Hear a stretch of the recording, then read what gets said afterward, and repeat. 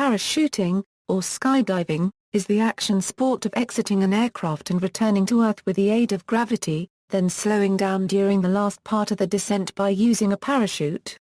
It may or may not involve a certain amount of free fall, a time during which the parachute has not been deployed and the body gradually accelerates to terminal velocity.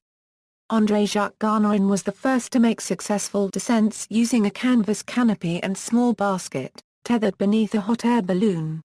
The first intentional free-fall jump with a ripcord-operated deployment is credited to Leslie Irvin in 1919. The military-developed parachuting technology is a way to save air crews from emergencies aboard balloons and aircraft in flight, and later as a way of delivering soldiers to the battlefield. Early competitions date back to the 1930s, and it became an international sport in 1952.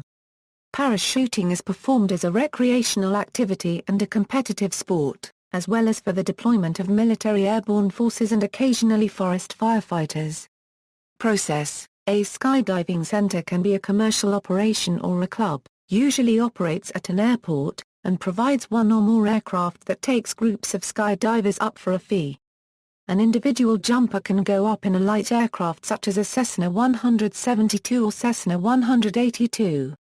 At busier drop zones, larger turbine-powered aircraft may be used, such as the Cessna 208, de Havilland Canada DHC-6 Twin Otter, Gips Aero GA-8 Evan or shorter C-7 Skivan. A typical sport parachuting jump involves individuals exiting an aircraft, at anywhere from 1,000 to 4,000 meters altitude. If jumping from a low altitude, the parachute is usually deployed immediately. However, at higher altitudes, the skydiver may free fall for up to 1 minute deploying their main parachute, typically at an altitude of 1,000 m, and landing several minutes later. After the parachute opens, the jumper can control the direction and speed with toggles on the end of steering lines that attach to the trailing edge of the parachute, and can aim for the landing site and come to a relatively gentle stop. All modern sport parachutes are self-inflating ram air wings that provide control of speed and direction similar to the related paragliders. Parachutes, however, generate less lift, and thus have less range, than paragliders, as their design must also consider the need to absorb the stresses of deployment at terminal velocity. By manipulating the shape of the body in freefall, a skydiver can generate turns, forward motion, backwards motion, and even lift. When leaving an aircraft, for a few seconds a skydiver continues to travel forward as well as down, due to the momentum imparted by the aircraft's motion. The perception of a change from horizontal to vertical flight is known as the relative wind, or informally as being on the hill. In freefall, skydivers generally do not experience a falling sensation because the resistance of the air to their body at speeds above about 80 km/h provides some feeling of weight and direction. At normal exit speeds for aircraft, there is little feeling of falling just after exit, but jumping from a relatively stationary balloon or helicopter can create this sensation. Skydivers reach terminal velocity for belly-to-earth orientations, 240 euro 320 km/h for head-down orientations, and are no longer accelerating towards the ground. At this point the sensation is as of a forceful wind. Many people make their first jump with an experienced and trained instructor. This type of skydive may be in the form of a tandem skydive. During the tandem jump the instructor is responsible for emergency procedures in the unlikely event that they will be needed, therefore freeing the student to concentrate on learning to skydive. Other training methods include static line, IAD, and AFF, also known as progressive free fall in Canada. Safety: despite the perception of danger, fatalities are rare. About 21 skydivers are confirmed killed each year in the U.S., roughly one death for every 150,000 jumps. In the U.S. and in most of the Western world, skydivers are required to carry 2 parachutes. The reserve parachute must be periodically inspected and repacked by a certificated parachute rigger. Many skydivers use an automatic activation device that opens the reserve parachute at a predetermined altitude if it detects that the skydiver is still in free fall. Depending on the country, AADs are often mandatory for new jumpers, and/or required for all jumpers regardless of their experience level. Most skydivers wear a visual altimeter, and an increasing number also use audible altimeters fitted to their helmet. Injuries and fatalities occurring under a fully functional parachute usually happen because the skydiver performed unsafe maneuvers or made an error in judgment while flying their canopy, typically resulting in a high-speed impact with the ground or other hazards on the ground. One of the most common sources of injury is a low turn under a high-performance canopy and while swooping. Swooping is the advanced discipline of gliding at high speed parallel to the ground during landing. Changing wind conditions are another risk factor. In conditions of strong winds and turbulence during hot days, the parachutist can be caught in downdrafts close to the ground. Shifting winds can cause a crosswind or downwind landing, which have a higher potential for injury due to the wind speed adding to the landing speed. Another risk factor is that of canopy collisions, or collisions between two or more skydivers under fully inflated parachutes. Canopy collisions can cause the jumper's inflated parachutes to entangle with each other, often resulting in a sudden collapse of one or more of the involved parachutes. When this occurs, the jumpers often must quickly perform emergency procedures to cut away from their main canopies and deploy their reserve canopies. Canopy collisions are particularly dangerous when occurring at altitudes too low to allow the jumpers adequate time to safely jettison their main parachutes and fully deploy their reserve parachutes. Equipment failure rarely causes fatalities and injuries. Approximately 1 in 750 deployments of a main parachute result in a malfunction. Ram air parachutes typically spin uncontrollably when malfunctioning, and must be jettisoned before deploying the reserve parachute. Reserve parachutes are packed and deployed differently. They are also designed more conservatively and built and tested to more exacting standards, so they are more reliable than main parachutes, but the real safety advantage comes from the probability of an unlikely main malfunction multiplied by the even less likely probability of a reserve malfunction. This yields an even smaller probability of a double malfunction, although the possibility of a main malfunction that cannot be cut away causing a reserve malfunction is a very real risk. Parachuting disciplines such as base jumping or those that involve equipment such as wingsuit flying and sky surfing have a higher risk factor due to the lower mobility of the jumper and the greater risk of entanglement. For this reason, these disciplines are generally practiced by experienced jumpers. Depictions in commercial films, notably Hollywood action movies, usually overstate the dangers of the sport. Often, the characters in such films are shown performing feats that are physically impossible without special effects assistance.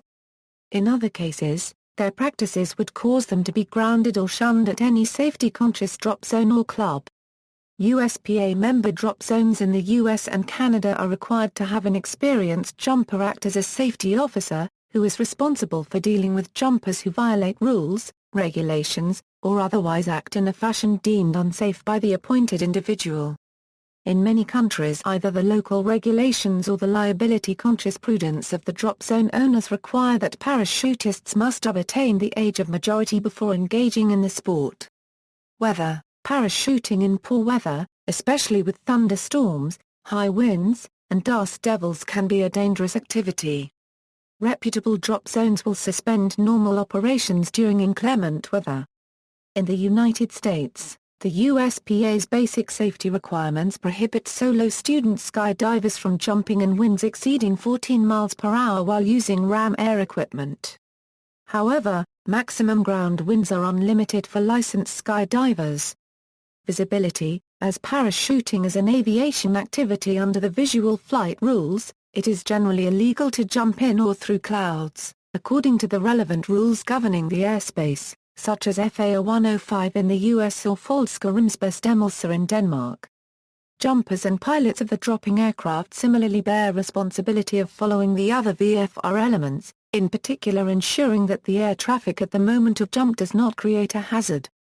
Canopy collisions: a collision with another canopy is a statistical hazard, and may be avoided by observing simple principles, including knowing upper wind speeds, the number of party members and exit groups, and having sufficient exit separation between jumpers. In 2013, 17% of all skydiving fatalities in the United States resulted from mid-air collisions. Training: skydiving can be practiced without jumping. Vertical wind tunnels are used to practice for free fall, while virtual reality parachute simulators are used to practice parachute control. Beginning skydivers seeking training have the following options: static line, instructor-assisted deployment, accelerated freefall, tandem skydiving, parachute deployment. At a sports skydiver's deployment altitude, the individual manually deploys a small pilot chute which acts as a drogue, catching air and pulling out the main parachute or the main canopy. There are two principal systems in use: the throw-out, where the skydiver pulls a toggle attached to the top of the pilot chute stowed in a small pocket outside the main container, and the pull-out, where the skydiver pulls a small pad attached to the pilot chute which is stowed inside the container. Throw-out pilot chute pouches are usually positioned at the bottom of the container. The BOC deployment system but older harnesses often have leg-mounted pouches. The latter are safe for flat flying, but often unsuitable for freestyle or head-down flying. In a typical civilian sport parachute system, the pilot chute is connected to a line known as the bridle, which in turn is attached to a small deployment bag that contains the folded parachute and the canopy's suspension lines, which are stowed with rubber bands. At the bottom of the container that holds the deployment bag is a closing loop which, during packing, is fed through the grommets of the four flaps that are used to close the container. At that point, a curved pin that is attached to the bridle is inserted through the closing loop. The next step involves folding the pilot chute and placing it in a pouch. Activation begins when the pilot chute is thrown out. It inflates and creates drag, pulling the pin out of the closing loop and allowing the pilot chute to pull the deployment bag from the container. The parachute lines are pulled loose from the rubber bands and extend as the canopy starts to open. A rectangular piece of fabric called the slider slows the opening of the parachute and works its way down until the canopy is fully open and the slider is just above the head of the skydiver. The slider slows and controls the deployment of the parachute. Without a slider, the parachute would inflate fast, potentially damaging the parachute fabric and/or suspension lines, as well as causing discomfort, injury or even death of the jumper. During a normal deployment, a skydiver will generally experience a few seconds of intense deceleration, in the realm of 3 to 4 g, while the parachute slows the descent from 190 km/h to approximately 28 km/h. If a skydiver experiences a malfunction of their main parachute which they cannot correct, they pull a cutaway handle on the front right-hand side of their harness which will release the main canopy from the harness container. Once free from the malfunctioning main canopy, the reserve canopy can be activated manually by pulling a second handle on the front left harness. Some containers are fitted with a connecting line from the main to reserve parachutes known as a reserve static line which pulls open the reserve container faster than a manual release could. Whichever method is used, a spring-loaded pilot chute then extracts the reserve parachute from the upper half of the container. Disciplines and maneuvers, accuracy. One example of this is hit and rock, a variant of accuracy landing device to let people of varying skill levels compete for fun. Hit and rock is originally from POPS. See the POPS main site. The object is to land as close as possible to the chair, remove the parachute harness, sprint to the chair, sit fully in the chair and rock back and forth at least one time. The contestant is timed from the moment that feet touch the ground until that first rock is completed. This event is considered a race. Atmonauty is a human flight technique invented by Marco Tiezzi in 1998. Developed and perfected with the help of Gigla Borfnice, it was presented for the first time in 2000 at the World Freestyle Competitions, the European Space Boogie, and the Eloy Free Fly Festival. The technique consists of flying diagonal with a determinate relation between angle and trajectory speed of a body, to obtain an airstream that permits lift and a precise control of flight. The aim is to fly in formation at the same level and angle, and to be able to perform different aerial games, such as freestyle, three-dimensional flight formation with grip, or acrobatic freeflying. Base jumping. Camera flying, cross-country. A cross-country jump is a skydive where the participants open their parachutes immediately after jumping, with the intention of covering as much ground under canopy as possible. Usual distance from jump run to the drops and can be as much as several miles. Formation skydiving. Formation skydiving was born in California, USA during the 1960s EUR-US. The first documented skydiving formation occurred over Irvin, California in March of 1964 when Mitch Poteet, Don Henderson, Andy Keach, and Lou Paprasky successfully formed a four-man star formation, photographed by Bob Bickwell. This discipline is commonly referred to in the skydiving community as relative work. Free-flying. Night jumps. Parachuting is not always restricted to daytime hours. Experienced skydivers sometimes perform night jumps. For safety reasons, this requires more equipment than a usual daytime jump, and in most jurisdictions it requires both an advanced skydiving license and a meeting with the local safety official covering who will be doing what on the load. A lighted altimeter is a must. Skydivers performing night jumps often take flashlights up with them so that they can check their canopies have properly deployed. Visibility to other skydivers and other aircraft is also a consideration. FAA regulations require skydivers jumping at night to be wearing a light visible for 3 miles in every direction, and to turn it on once they are under canopy. A cam light, glow stick, is a good idea on a night jump. Night jumpers should be made aware of the dark zone when landing at night. Above 30 meters, jumpers flying their canopy have a good view of the landing zone normally because of reflected ambient light, moonlight.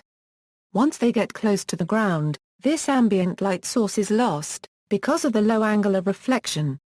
The lower they get, the darker the ground looks. At about 100 feet and below, it may seem that they are landing in a black hole. Suddenly it becomes very dark, and the jumper hits the ground soon after. This ground rush should be explained and anticipated for the first-time night jumper. Pond swooping. Pond swooping is a form of competitive parachuting wherein canopy pilots attempt to touch down and glide across a small body of water, and onto the shore. Events provide light-hearted competition, rating accuracy, speed, distance and style. Points and peer approval are reduced when a participant chows, or fails to reach shore and sinks into the water. Swoop ponds are not deep enough to drown in under ordinary circumstances, their main danger being from the concussive force of an incorrectly executed maneuver. In order to gain distance, swoopers increase their speed by executing a hook turn, wherein both speed and difficulty increase with the angle of the turn. Hook turns are most commonly measured in increments of 90 degrees. As the angle of the turn increases, both horizontal and vertical speed are increased, such that a misjudgment of altitude or imprecise manipulation of the canopy's control structures can lead to a high-speed impact with the pond or earth. Prevention of injury is the main reason why a pond is used for swooping rather than a grass landing area. Skysurfing. Stuff jumps.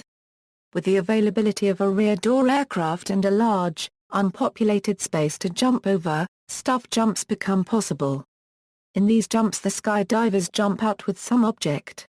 Rubber raft jumps are popular, where the jumpers sit in a rubber raft. Cars, bicycles, motorcycles, vacuum cleaners, water tanks and inflatable companions have also been thrown out the back of an aircraft. At a certain height the jumpers break off from the object and deploy their parachutes, leaving it to smash into the ground at terminal velocity. Swoop and chug. A tradition at many drop zones is the swoop and chug. As parachutists from the last load of the day land, other skydivers often hand the landing skydivers a beer that is customarily chugged in the landing area. This is sometimes timed as a friendly competition, but is usually an informal, untimed, kickoff for the nighttime festivities. Tracking. Tracking is where skydivers take a body position to achieve a high forward speed, flying their body to achieve separation from other jumpers and cover distance over the ground. Tunnel flying. Using a vertical wind tunnel to simulate free fall has become a discipline of its own and is not only used for training but has its own competitions, teams and figures. Wingsuit flying. Organizations, national parachuting associations exist in many countries, many affiliated with the FAR Copyright DAO, Copyright Ration or Copyright Renault International, to promote their sport. In most cases, national representative bodies, as well as local drop zone operators, require the participants carry certification, attesting to their training, their level of experience in the sport, and their proven competence. Anyone who cannot produce such bona fides is treated as a student, requiring close supervision. The primary organization in the United States is the United States Parachute Association. This organization awards licenses and ratings for all American skydiving activities based on safety qualifications. The USPA governs safety in the sport of skydiving, as this is the organization's sole responsibility, and also publishes the Skydiver's Information Manual and many other resources. In Canada, the Canadian Sport Parachuting Association is the lead organization. In South Africa, the sport is managed by the Parachute Association of South Africa, and in the United Kingdom by the British Parachute Association. Within the sport, associations promote safety, technical advances, training and certification, competition and other interests of their members. Outside their respective communities, they promote their sport to the public, and often intercede with government regulators. Competitions are organized at regional, national and international levels in most these disciplines. Some of them offer amateur competition. Many of the more photogenic videogenic variants also enjoy sponsored events with prize money for the winners. The majority of jumpers tend to be non-competitive, enjoying the opportunity to get some air with their friends on weekends and holidays. The atmosphere of their gatherings is relaxed, sociable and welcoming to newcomers.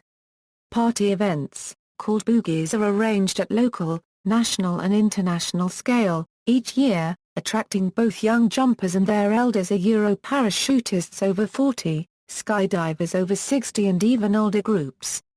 Drop zones. In parachuting, a drop zone or DZ is the area above and around a location where a parachutist freefalls and expects to land. It is usually situated beside a small airport, often sharing the facility with other general aviation activities. There is generally a landing area designated for parachute landings. Drop zone staff include the DZO, manifestors, pilots, instructors, coaches, cameramen, packers, riggers and other general staff. Equipment costs in the sport are not trivial. As new technological advances or performance enhancements are introduced, they tend to drive equipment prices higher. Similarly, the average skydiver carries more equipment than in earlier years, with safety devices contributing a significant portion of the cost. A full set of brand new equipment can easily cost as much as a new motorcycle or half a small car. The market is not large enough to permit the steady lowering of prices that is seen with some other equipment like computers. In many countries, the sport supports a used equipment market. For beginners, that is the preferred way to acquire gear, and has two advantages because users can try types of parachutes to learn which style they prefer, before paying the price for new equipment. Acquire a complete system and all the peripheral items in a short time and at reduced cost. Novices generally start with parachutes that are large and docile relative to the jumper's body weight. As they improve in skill and confidence, they can graduate to smaller, faster, more responsive parachutes. An active jumper might change parachute canopies several times in the space of a few years, while retaining his or her first harness container and peripheral equipment. Older jumpers, especially those who jump only on weekends in summer, sometimes tend in the other direction, selecting slightly larger, more gentle parachutes that do not demand youthful intensity and reflexes on each jump. They may be adhering to the maxim that, there are old jumpers and there are bold jumpers, but there are no old, bold jumpers. Most parachuting equipment is ruggedly designed and is enjoyed by several owners before being retired. Purchasers are always advised to have any potential purchases examined by a qualified parachute rigger. A rigger is trained to spot signs of damage or misuse. Riggers also keep track of industry product and safety bulletins, and can therefore determine if a piece of equipment is up to date and serviceable. Records. World's record for the most tandem parachute jumps in a 24-hour period is 103. This record was set in 2009 by Chip Olin and Christine Gould. World's largest formation in freefall, February 8, 2006 in Udon Thani, Thailand.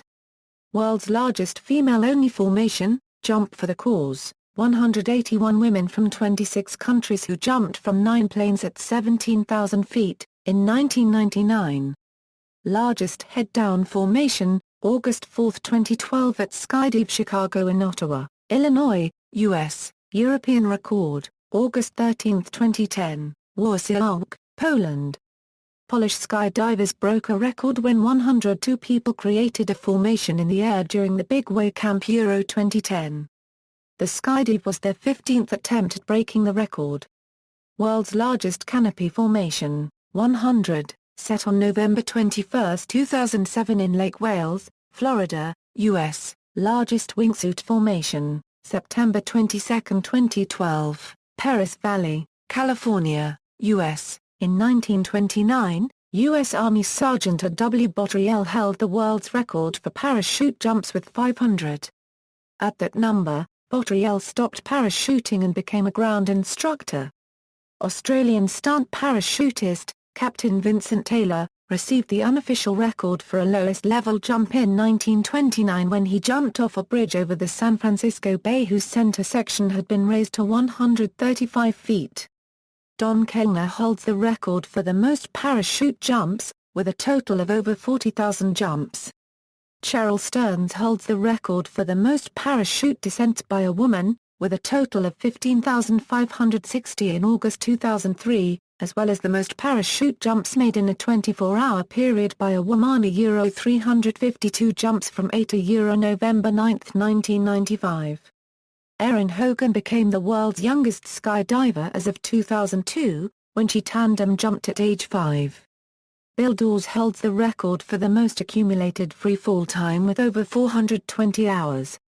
On October 14, 2012, Felix Baumgartner achieved the highest parachute jump in history and the fastest freefall by breaking the speed of sound, achieving Mach 1.25, jumping from 127,852 feet as part of the Red Bull Stratos project. U.S. Air Force Captain Joe W. Kittinger, the previous record holder, August 16, 1960, served as mission control.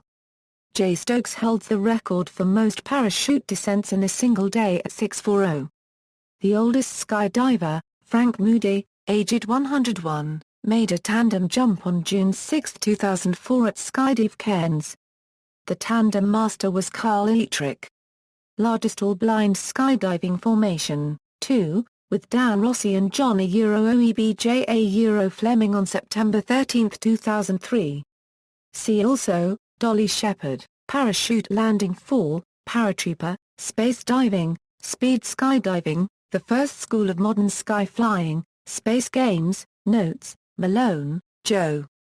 Birth of Free Fly. Skydive the Mag. External links, skydiving at DMOZ.